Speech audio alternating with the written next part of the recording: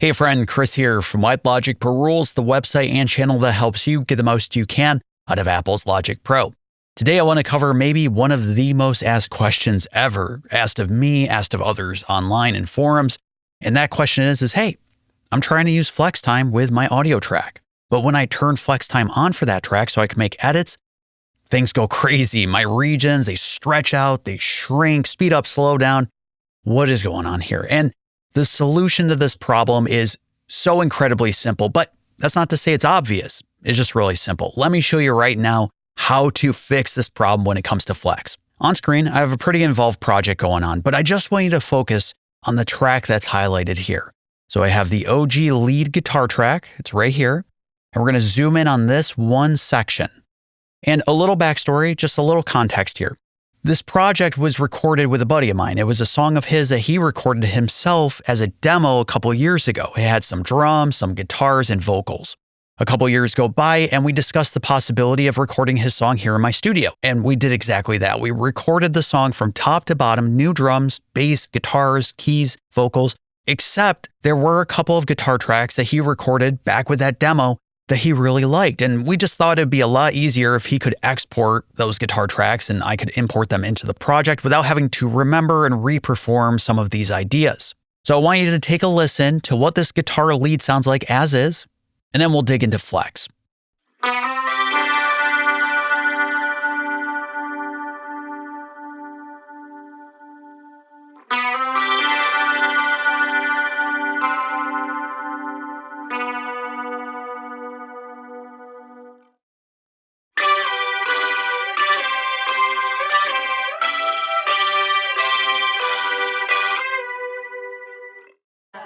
Okay, so I dig that guitar, but perhaps, maybe, I want to use flex time to be able to make, some edits to a couple of the notes, just line it up better with the project, whatever the case may be. There's also a couple other regions living on the track. Okay, so it should be pretty straightforward, right? I can show or hide flex using the button right at the top of the tracks area, or I can just hold Command and press F. After that, all I have to do is press on this Enable Flex button in the track header. Whoa, did you see that? My regions just stretched out exponentially. Let me try bypassing flex. Okay, if I enable flex again, yeah, that's a problem. That's not going to work for me. Let's just double check. Let's make sure that it actually is stretched out. I mean, it's pretty clearly something bad is going on here, but let's just take a listen to it.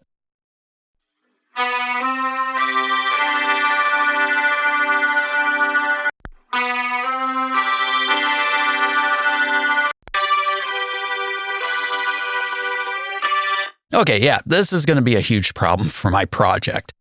So we need to figure out why exactly is this happening? Why is Logic Pro stretching out the regions? Well, a good place to check is in the project browser. And I'm going to press F on my Mac's keyboard to open the project browser, but you could always go to the button in the upper right-hand corner here. And take a look. Of all the regions I have selected on this track, they are selected in the project browser. So if I deselect some of these regions, select a new one, you can see that that one region, that one selection is selected or highlighted in the project browser. Now, regions are not files. They just reference a file. And I'm not going to dig into the weeds with that. Just know they're just references to a file that lives on your Mac.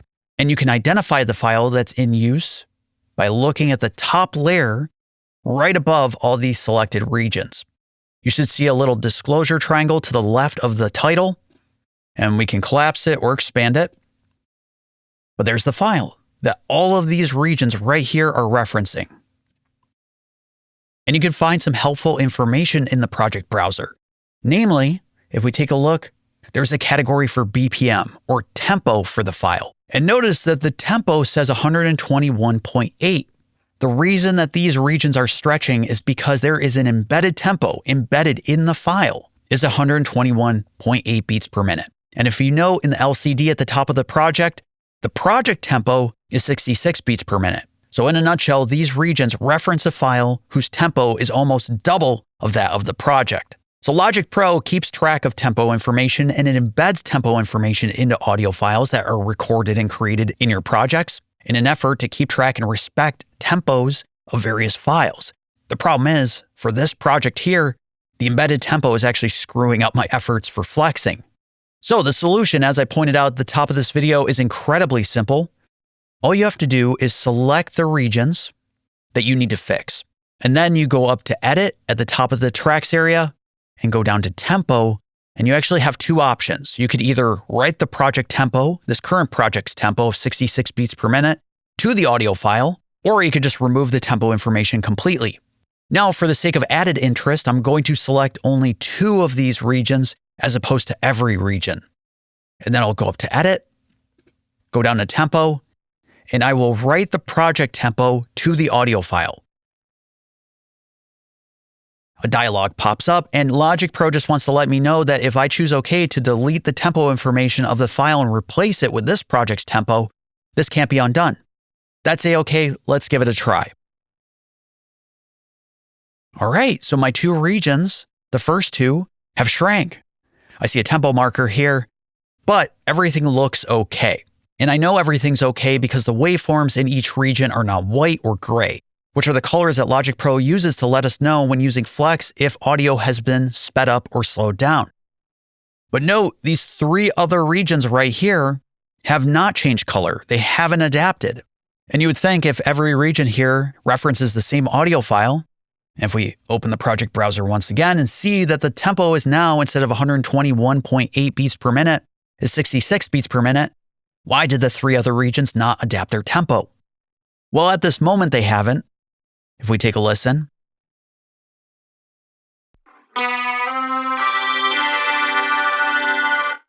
But if I bypass Flex and re-enable it, they're now fixed.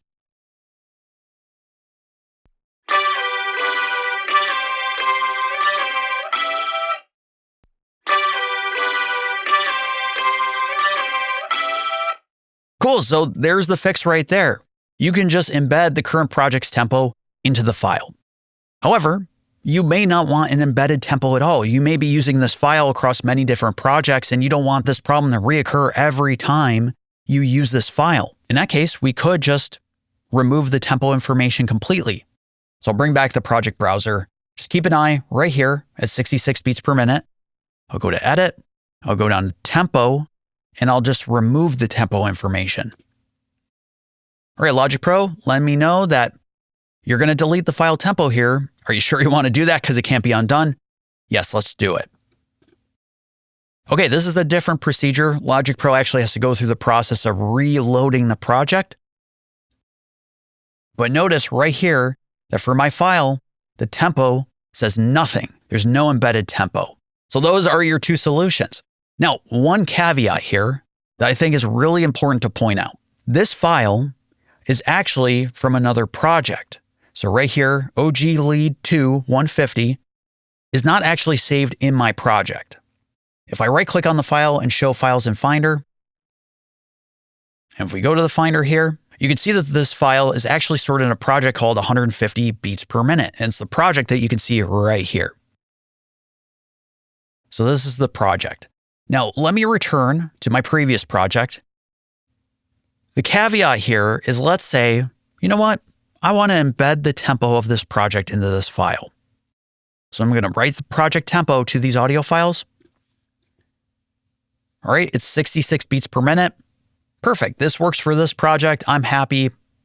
However, if we go to that other project, the 150 beats per minute project, where the tempo in this case is 150 beats per minute, and if I show Flex, disable, re-enable, the regions change. They actually speed up, as noted by the white color. So if we go find those moments here, and